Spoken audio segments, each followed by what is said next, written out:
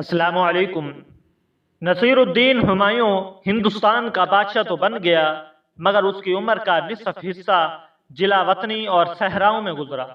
وہ عملے فلکیات اور ریاضی کا تو شائق تھا، لیکن سلطنت کے انتظام سے بے پرواہی اور اپنے بھائیوں کی غداری کے باعث اپنی سلطنت کو کھو بیٹھا۔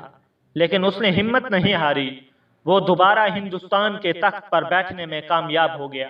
آج کی ویڈیو میں ہم آپ کو یہی سب دکھائیں گے۔ نصیر الدین ہمایوں 6 مارچ 1508 کو کابل میں پیدا ہوا۔ ہمایوں کی عمر 17 سال تھی کہ وہ اپنے باپ بابر کو ملکی معاملات میں مشورے دینے لگا۔ اس وقت بابر کو سب سے بڑا چیلنج پانی پت کی جنگ تھی، جس میں اسے سلطان دہلی ابراہیم لودھی کا سامنا تھا۔ بابر نے اسے 1526 میں پانی پت کی پہلی جنگ میں اہم چیلنج دیا۔ اسے لودھی کے ایک اہم کمانڈر حامد خان سے مقابلہ کرنا تھا، کیونکہ اسی کے ذمہ یہ کام تھا کہ وہ بابر اور ہمایوں کو پنجاب میں آگے بڑھنے سے روکے۔ بھارتی ریاست ہریانہ میں دہلی سے 164 کلومیٹر دور حصار فروزہ کے مقام پر ہمایوں اور حامد خان کا آمنا سامنا ہوا۔ یہیں ہمایوں نے ابراہیم لودھی کے اہم کمانڈر کو شکست دی۔ پانی پت کی پہلی لڑائی میں بابر کی جیت ہوئی اور وہ دہلی کے تخت پر بیٹھ گیا۔ جب بابر دہلی کے تخت کے لیے آگرہ میں داخل ہوا تو اس وقت ہمایوں نے کوہ نور، ہیرا اور گوالیار کا خزانہ اپنے باپ بابر کے حوالے کیا، لیکن بابر نے کوہ نور، ہیرا ہمایوں کو بطور انعام واپس لوٹا دیا۔ دہلی کے تخت پر بیٹھنے کے بعد بابر مسلسل اپنے بیٹے کی جنگی تربیت کر رہا تھا۔ 1527 میں جب بابر کو اپنے پرانے اتحادی رانا سانگا کی بغاوت کچلنے کا وقت آیا تو بھی ہمایوں اس کے ساتھ تھا۔ یہ جنگ کنواہا کی جنگ کہلاتی ہے، جس میں بابر نے رانا سانگا کو شکست دی تھی۔ 1528 میں 20 سال کی عمر میں ہمایوں کو بدخشاں کا گورنر مقرر کر دیا گیا۔ اس کی جنگی خدمات کے صلے میں بابر نے اسے حصار فروزہ کی جاگیر دی۔ اس جاگیر کو تحفے میں دینے کا مطلب یہ ہوتا تھا کہ اب وہ بطور ولی عہد حکومتی معاملات میں اپنی رائے اور خدمات سر انجام دے سکتا ہے۔ 26 دسمبر 1530 کو بابر بادشاہ نے آگرہ میں وفات پائی۔ 30 دسمبر 1530 کو ہمایوں کی رسم تخت نشینی ادا کی گئی اور وہ دوسرا مغل حکمران تھا جو دہلی کے تخت پر بیٹھا۔ اس موقع پر سونے سے بھری ہوئی کشتیاں لوگوں میں تقسیم کروائی گئی تھیں۔ ہمایوں کے تخت نشین ہوتے ہی نظام سلطنت میں استحکام آنے لگا تو بغاوتوں کی صدائیں گونجنے لگی۔ کہیں اس کے بھائی تو کہیں بابر کی فوج کے اعلیٰ افسر اس کے مخالف کھڑے ہو گئے۔ اس کے بھائی کامران مرزا نے، جو کابل اور قندھار کا گورنر تھا، اب اس نے پنجاب کا حاکم بننے کا منصوبہ تیار کر لیا اور اس مقصد کو پورا کرنے کے لیے کابل سے ہندوستان کی طرف چل پڑا۔ تاہم ہمایوں نے اس کے منصوبے سے آگاہ ہوتے ہوئے اسے پنجاب اور پشاور کا صوبیدار مقرر کر دیا۔ اس اقدام سے فی الحال کامران مرزا کی بغاوت کا خطرہ ٹل گیا، اس کے باوجود اس کے خطرے کم نہ ہوئے۔ وہ اپنے چاروں طرف باغیوں میں گھرتا چلا گیا۔ اس نے جون پور کے پٹھان، بنگال کے افغان اور گجرات کے سلطان ہر ایک سے مقابلہ کیا اور ایک ایک کر کے ان کی بغاوتوں کو کچلتا چلا گیا، لیکن یہ کافی نہیں تھا۔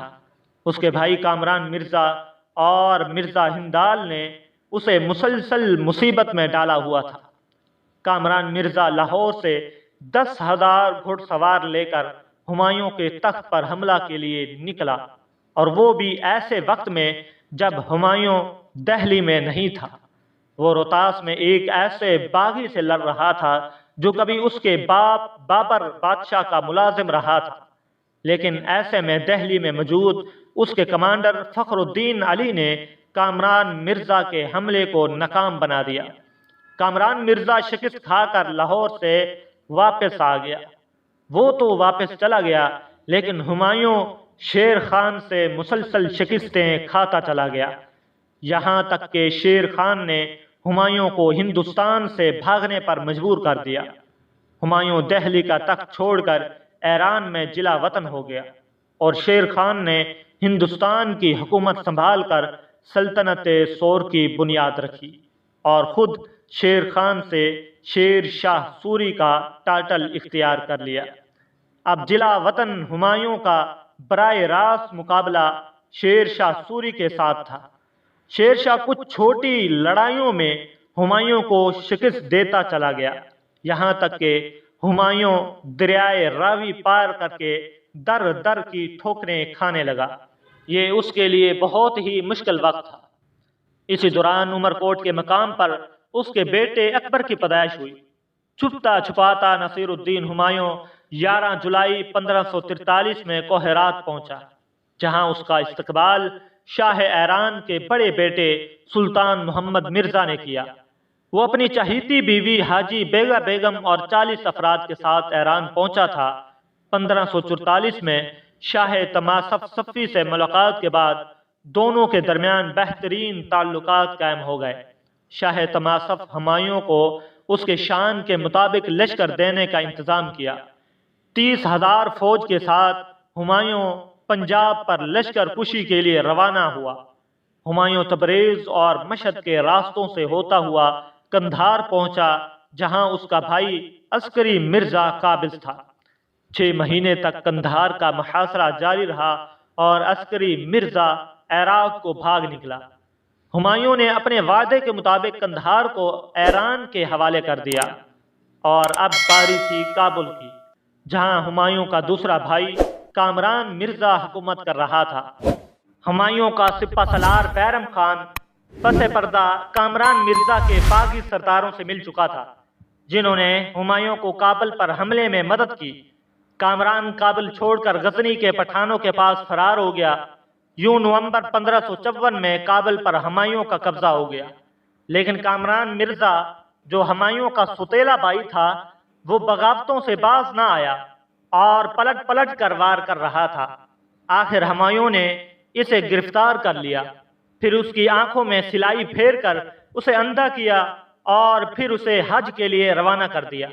وہیں اس کا انتقال ہوا۔ 1554 میں ہمایوں ہندوستان پر حملے کے لیے کابل سے روانہ ہوا۔ پنجاب پہنچتے وقت اس کی فوج 15,000 سے زیادہ نہیں تھی، لیکن ہمایوں کے عزم میں کمی نہ ہوئی، اور وہ پیش قدمی کرتے ہوئے ملتان اور پنجاب کے درمیان شیر شاہ سوری کا تعمیر کردہ قلعہ روہتاس پر قابض ہو گیا، اور پھر نیپال پور اور دوسرے شہروں پر بھی قبضہ کرتا چلا گیا، اور 22 فروری 1555 کو پنجاب کا حاکم بن گیا۔ اب سکندر شاہ سوری دہلی سے 80,000 گھوڑ سوار فوج اور بہت سی توپوں اور ہاتھیوں کے ہمراہ خود مقابلے کے لیے نکلا۔ 18 جون 1555 کو سرہند کے مقام پر دونوں فوجوں کے درمیان فیصلہ کن جنگ لڑی گئی، جس نے آئندہ 300 سال تک ہندوستان کی تاریخ کا فیصلہ کر دیا گیا۔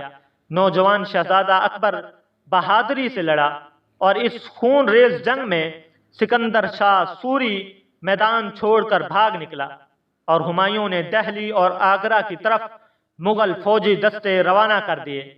15 سال کے طویل جلا وطنی کے بعد 23 جولائی 1555 کو ہمایوں دہلی میں دوبارہ بابر کے تخت پر بیٹھ گیا، مگر اب کی بار یہ خوشی اور کامیابی چند روز ہی باقی رہی۔ 2 جنوری 1556 کو اپنے نئے تعمیر کردہ قلعہ دین پناہ میں کتب خانہ کی بالکنی میں چہل قدمی کرتے ہوئے وہ دریا کی طرف سے آنے والی تازہ ہوا میں سانس لینے کے لیے بیٹھ گیا۔ سامنے کھلا میدان تھا۔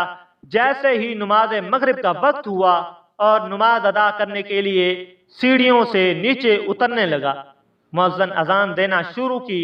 ہمایوں اذان کا جواب دینے کے لیے ٹھہر گیا، اور اس غرض سے وہ دوسری سیڑھی پر بیٹھ گیا تاکہ اذان مکمل ہوتے ہی وہ نیچے اترے۔ مؤذن اذان دے چکا تو وہ اپنی چھڑی کی مدد سے اٹھنے لگا، جس کو وہ اکثر اپنے پاس رکھتا تھا، لیکن چھڑی کا نوکیلا سرا سنگے مرمر پر پھسل گیا اور ہمایوں سیڑھیوں سے ہوتا ہوا سر کے بل نیچے گر پڑا اور وہ زخموں کی تاب نہ لاتے ہوئے 48 سال کی عمر میں دہلی میں انتقال کر گیا، جہاں اس کے بیٹے جلال الدین اکبر نے ایک شاندار مقبرہ تعمیر کرایا جسے آج مقبرہ ہمایوں کے نام سے جانا جاتا ہے۔